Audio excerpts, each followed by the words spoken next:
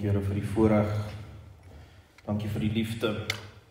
U genade Here, U is 'n lewende God, skepper van dit als 'n werklikheid soos elkeen hier staan Here.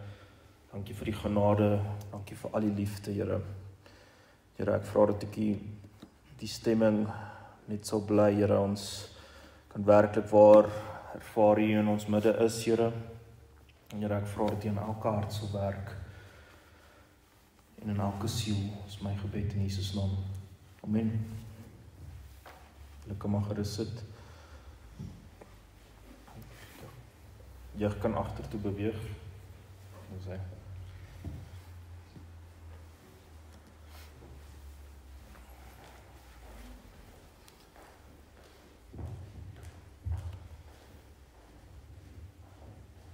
Soos ek voorberei het vir die week, het dit net vir my weer uitgestaan. So ons het laasweek gepraat oor die argeologie, die histories en die geskiedenis, histories geskiedenis en die akkuraatheid van die Bybel. Vir my was dit net wat vir my nog altyd ook uitgestaan het vir ons afskop is, as mens gaan kyk, wat het ander gelowiges gaan bepaal, hoe hulle die bestaan gesien het en hoe hulle eintlik al misgevat het. Dit is eintlik ook 'n baie interessante tema om na te kyk, maar ons gaan nie in dit ingaan vandag. Vandag gaan ons gaan oor God se almagtigheid, hoe groot God is. Met wetenskap, met histories, met argeologie kan ons bepaal dat daar die hand van die Here in dit als is. Maar vandag wil ek kyk, ons kan in daai elemente sien, maar vandag wil ek kyk, verder kyk in die almagtigheid van die Here. So, die God wat ons aanbid, is groter as wetenskap, is groter as die elemente van hierdie wêreld, en hy is buite die grense van wetenskap. Hy is buite die grense van ons denkpatrone, maar tog het hy nog steeds deel aan ons, want dit is die liefde wat die Here vir ons het. So, ons gaan 'n paar uitdagende vrae vra vandag, en ons gaan werklik net bietjie verder probeer dink vandag oor hoe werk dit? Wat is die proses? Ons gaan kyk na geloof. Dit is die maand van geloof, vroue maand van geloof. So, ons gaan kyk wie het dit gemaak, waarom bestaan ek, wat is reg en wat is verkeerd. En ons kan kyk aan wetenskap as 'n instrument in God, is die maker van dit als. God is in beheer van dit als. Wetenskap is maar net nog 'n instrument in die Here se hand. So ons kan kyk in Genesis 1 vers 1, in die begin het die God die hemel en die aarde geskep. Kolossense 1 vers 16 tot 17 leer ons, want in hom is alle dinge geskape, alle dinge bestaan deur hom en vir hom. Job 38 vers 4 tot 11, God vra Job vra oor skepping, wat wys hoe min die mens weet. Dit was vir my interessant toe ek terugreflekteer, want ons het laasweek gekyk na Job, hoe hy gesê die Here het niks op die aarde op en niks gehang nie, maar hy het soveel vrae gehad. Hy het soveel vrae gehad oor die skepping, oor hoe die Here dinge doen, as mens na die gehele beeld kyk van die boek van Job. En dit wat vir my mooi is, hoe het hy geweet? Hy het soveel vrae gehad, maar hoe het hy geweet die Here het die aarde op en niks gehang nie? Want hy het met 'n lewendige God gepraat. So, as ons kyk na die Here in 'n gehele beeld, het hy die skepping gemaak. Hy het die wette bepaal, hy het die gravitasie bepaal, hy het die ruimte bepaal, hy het die energie daarvan bepaal, en ons bestaan het hy ook bepaal. Hebreërs 1 vers 3 leer ons, en hy dra alle dinge deur die woord van sy krag. So, ons gaan 'n bietjie verder. God is bo tyd. God is bo ruimte en God is bo materie.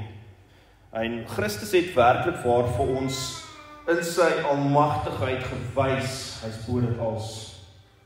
Christus het gewys, ek is bo die praktiese element van gravitasie, hy het op water geloop. Hy het gewys, ek kan dood omskep in lewe. So God het gewys in die onmoontlike wat hy moontlik kan maak. Jesaja 40 vers 28 leer ons, die ewige God word nie moeg of afgemat nie, sy verstand is ondeurgrondelik. So God is ewig. God het die idee gemaak van bestaan. God het die idee gemaak van tyd. God het die idee gemaak van gravitasie. God het die idee gemaak van logika, wetenskap, hoe ons dinge uitredeneer. God het dit alles gemaak. So, wetenskap het sy beperkings, maar God het nie. As ons kyk, wetenskap kan nie liefde verklaar nie, wetenskap kan nie morele waardes verklaar nie, maar as God in die saak is, hy werk met wonderwerke. En hy werk met dinge wat buite daai patrone bepaal is. Hy maak die verandering. En die skrif leer ons in Jesaja 55 vers 8 tot 9, my gedagtes is nie julle gedagtes nie. Romeine 11 vers 33 leer vir ons oop diepte van die rykdom en wysheid en kennis van God. So God se kennis sluit alle dinge in een. Al dink ons weet iets, weet God alles. So as ons in ons bestaan, sê jy leef 80 jaar, 100 jaar, tot en met sê 120 jaar, jy gaan nie alles weet nie. En ons kan prakties kyk daarna, jy kan sê jy kyk na hierdie kansel hierso. Sê ek wil 'n ondersoek stel van waar was die hout gekry, wat se boom was afgekaap, wie het hom hier gesit. Dit gaan my redelike tydjie vat, ek gaan 'n paar oproepe moet maak, ek gaan nou jou moontlik nie eers die antwoord kry nie. Maar dit gaan my so lank tyd vat om te ontdek wie die gemaak, waar kom dit vandaan. En dat daardie wil sê is ons krap net aan die bodem. Ons krap af bokant, ons krap nie eers binne nie. Ons kan nie eers verstaan hoe groot die Here se almagtigheid is nie. Ons kan sin maak daarvan, maar die Here is bo dit alles. So, as ons kyk na hoe alles gemaak is, na die wetenskap, na die elemente van die bestaan. As jy kyk na DNA, dit is kompleks. Dit het inligting, dit is 'n intelligente bron, dit is beweeglik. As jy na bloedstroom kyk in jou liggaam, jy kan 'n hele studie aan jou DNA sit, dit gaan jou dalk jou hele lewe maak, net om te probeer verstaan hoe dit al so perfek werk. Dan kyk ons na fyn afstelling van die heelal, so swaartekrag, elektrisiteit, kernkrag. Dit is alles presies in plek gestel om ons lewens moontlik te maak. Hierdie asem wat ons inasem, gee ons die oomblik om te lewe. As ons nie asem op die oomblik hou nie, het ons nie bestaan nie. So as ons kyk na die aarde se plasing ook, is perfek geplaas. As dit bietjie te naby was, bietjie te ver was, bietjie aan die ander kant toe was, sou die aarde te warm gewees het of te koud gewees het, as hy heeltemal te naby was, sou ons bestaan nie gewees nie. Alles is perfek.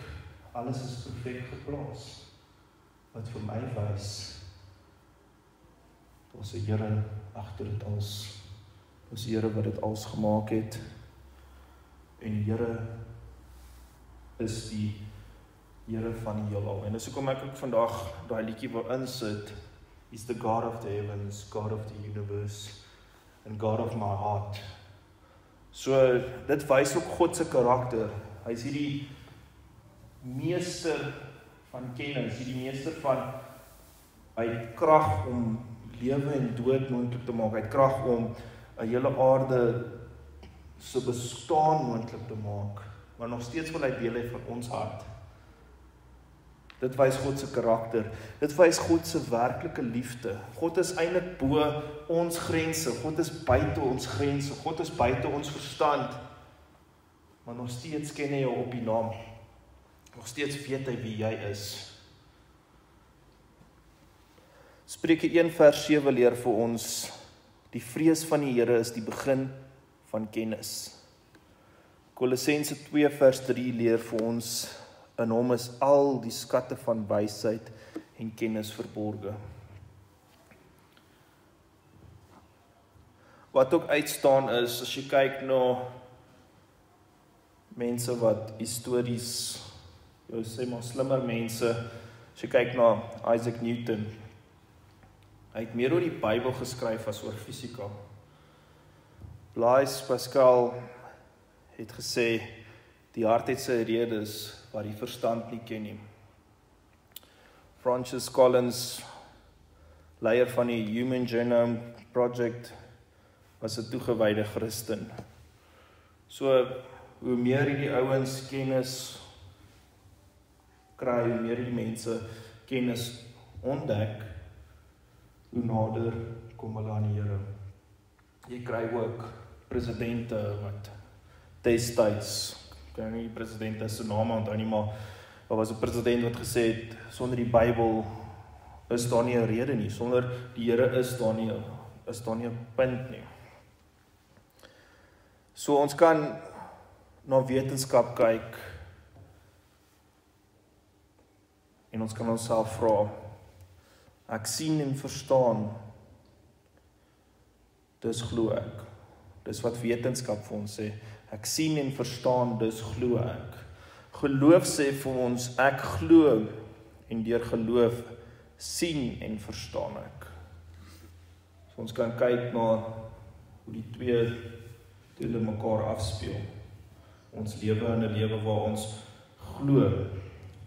Die Bybel sê ook glo, ons moet glo, ons moet vertrou, die Here maak dit in werking. Glo die Here, vertrou die Here. Spreek lewe oor dit. Hebreërs 11 vers 3 sê vir ons, deur geloof verstaan ons dat die wêrelde deur die woord van God toeberei is. Dit wys die almag van God, die krag van God. Die Here is bo dit alles. So ons kan onsself 'n vraag vra, is geloof 'n maklike uitweg as ons iets nie verstaan nie? Ons kan kyk na die antwoord nee. Geloof is gegrond op openbaring, ervaring en rasionele vertroue in God se karakter, nie 'n blinde aanvaarding nie. Het wetenskap nie al bewys dat God nie bestaan nie? Nee. Wetenskap kan nie God toets nie. Wetenskap kan hom nie weer lê nie. Net soos dit liefde of regverdigheid nie kan meet nie. So, wetenskap het sy perke. Dis hoekom ek ook na die tema wil kyk vandag, want ek wil hê ons moet werklik verder dink omtrent dit. Ons kan baie keer in 'n boksie dink, ons kan baie keer vasgevang word in ons situasie, ons omstandighede, dat ons heeltyd hier is, dat ons nie om die omstandighede kyk nie. En dis wat ek deur hierdie boodskap wil uitlig vir ons is, ons moet begin buite die grense kyk. Daar waar jy in jou lewe vasgevang is, daar waar jy in moeilike tye is, waar jy werklik nie sin kan maak van hoekom en waarom nie, moet ons werklik die antwoord by die Here gaan soek. Die Here het die antwoord. Die Here het die verlossing. So ons moet werklik om ten volle net vertrou. So ek wil net met 'n paar slotgedagtes daar wees, en dan gaan ons net nog een interessante tema kyk, omtrent beraming van die hele gedeelte. So Genesis 1 vers 1 leer ons, God is die skepper van alles. Hebreërs 1 vers 3 leer ons, God is die onderhouer van alles. Jesaja 55 vers 9 leer ons, God is bo alles. En Psalm 147 vers 5 leer ons, God is die kenner van alles. So ja, wetenskap is waardevol, maar die Here is die skepper, die onderhouer en bo dit alles. Hy is nie beperk deur tyd, ruimte, logika of die wette van hierdie wêreld nie. God is groter as wetenskap. En ons kan werklik waar laasweek se tema hier inpas. Die histories, die argeologies, die wetenskap daagter. Dit wys net al hoe meer die werklikheid van die Here. So, iets wat vir my nog altyd interessant was, iets wat ek nog altyd in gekyk het is, toe die Here ons geskep het hy ons uit die grond van die aarde geskep. En ons het 'n bietjie meer geleer van koolstof, kalsium, fosfor, kalium, swavel, natrium, yster. So, as jy kyk na die geheel daarvan, so ons kan kyk, so wat ek wil doen, vlugtig, wil nou nie te veel in dit ingaan nie, maar as jy kyk na die elemente in grond, en die elemente in die mens se liggaam. So, kom ons kyk na suurstof. Het die grond van die aarde suurstof nodig? Ja, in water, in lug, in oksiede. Dan kyk ons na onsself, ons het deel van die water en ons het nodig om asem te haal. So ons het suurstof nodig. Dan kry jy weer koolstof, in die grond is dit 'n organiese materiaal en dan met die mens is dit die basis van lewe. Die boustene van ons selle. So dan kan jy kyk ook na waterstof. In water en lewende So waterstof is ook nodig vir die grond. As jy ook kyk na stikstof, dit is noodsaaklik vir plantgroei. Ons liggaam het dit ook nodig. Stikstof is deel van ons DNA, proteïene in ons DNA. So ons kan net verder en verder gaan, maar ek gaan nou nie te veel in dit ingaan nie, maar soos ons dieper grou en hoe meer ons soek, hoe meer vind ons die Here in ons. En dit is wat vir my mooi is. Ons het werklik waar 'n lewendige God. Ek wil net vlugtig 'n verhaal deel voor ons oorgaan nagmaal toe. So ek het die pad byster geraak toe ek nou sê maar hoërskool was, bietjie gaan kyk wat daar buite aangaan in die wêreld. En ek het hier op 18 gevoel hoe die Here met my praat in my hart, dat ek weer reg moet maak. Ek het in die kerk groot geword en werklik waar het my voete in die Here gevind op 18. En ek is toe in my matriekvakansie bid op die strand elke dag en die Here het werklik waar op my hart gelê om teologie te gaan studeer. Wat vir my interessant was, so my oupa wat gehelp het die kerk vind en hy leef nog ook. So ek was toe 19, nog jonk, jy is onervare, jy dink jy weet alles, maar ons kom op 'n gesprek af en hy praat met my oor die Bybel en hoe hy die Bybel elke jaar lees al vir daai tyd dink ek was dit 23, ek is nou nie seker oor die syfer nie, maar elke jaar lees my oupa die Bybel deur. En hy het vir my iets interessants gesê wat ek werklik waar by my gehou het. Hy het gesê, hy het nou die Bybel in Afrikaans gelees Engels gelees. Nuwe vertaling, ou vertaling, die King James vertaling, die New International Version. En hy sê, al die jare wat hy dit deur gelees het, voel dit vir hom of hy nog steeds net geskraap het aan die bokant. Wat vir my treffend was, want wat vir my sê, daar's altyd 'n soektog na die Here. Ons moet altyd net soek na hom, na sy teenwoordigheid. En daar's nie 'n perk by die Here nie. Daar's nie 'n punt in jou lewe waar jy gaan wees, okay, ek is op die vlak met die Here, ek kan nie verder groei in die Here nie. So, die Here wil werklik waar deel hê. Die Here wil werklik waar deel in verhouding hê met ons. So ons kan maar net vorentoe beweeg vir nagmaal.